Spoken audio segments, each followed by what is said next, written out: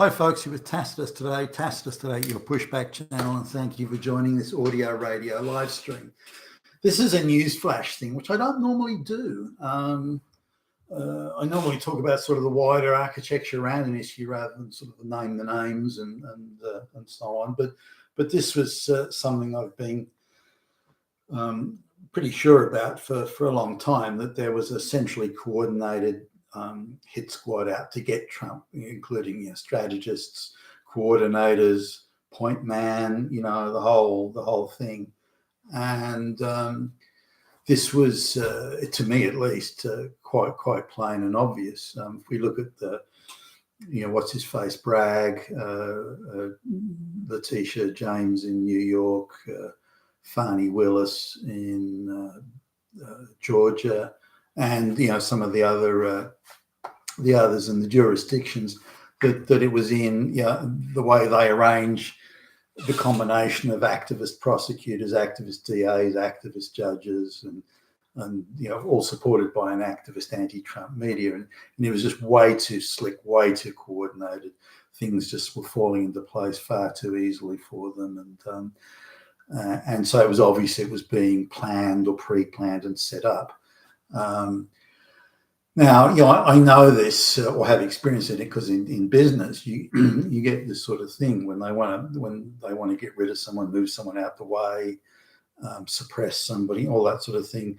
the way they do it, particularly in bigger business where there's bigger bucks on the table and that sort of stuff, they appoint strategists and coordinators and point men, and they have their meetings, and all right, then, well, let's accuse Billy Bob of this, and if he denies it, then we'll accuse him of that, and then we'll try this, and then, okay, let's do so and so. We'll never get away with that. Bluff him, just try, and so on and so forth.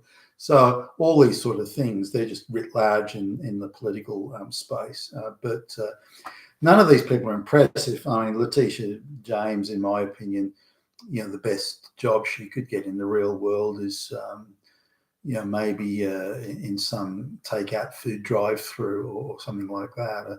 Fani Willis, holy crap, even working on the checkout at a grocery store would be the upper end of her capability.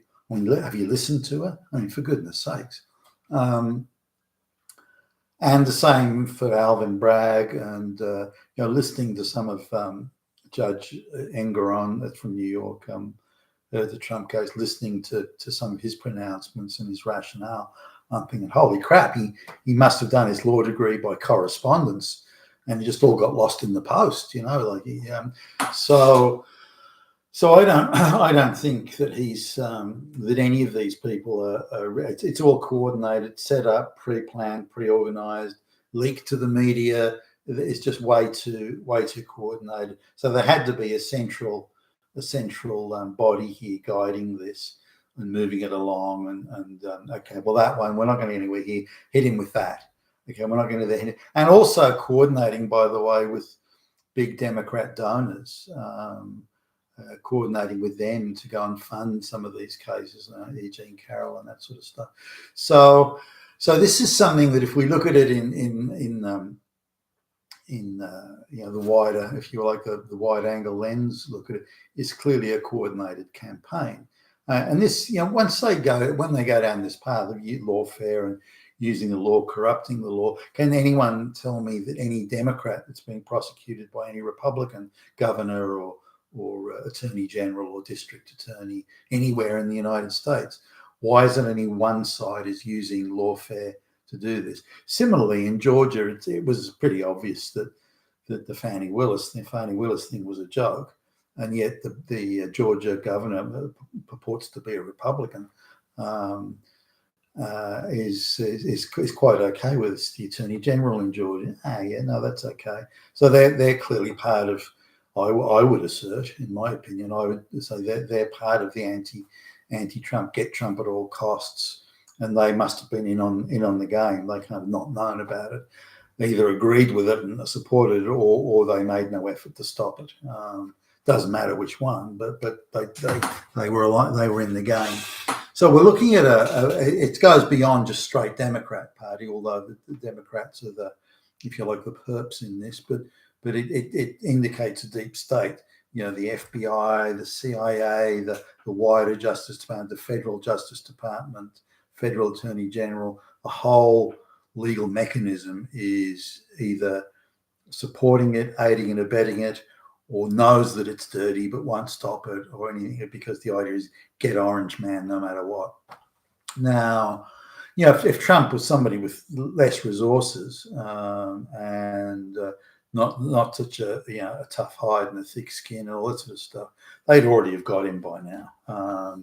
But they haven't, and I'm now of the view that they won't. Whatever judgment they get against him will be successfully appealed. They could use some of the bullshit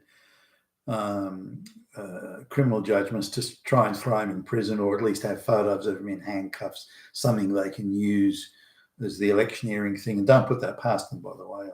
I'm there. They must be getting desperate already, but the likelihood that if they can't stop him beforehand, he's going to be the president, and that scares them fuckless.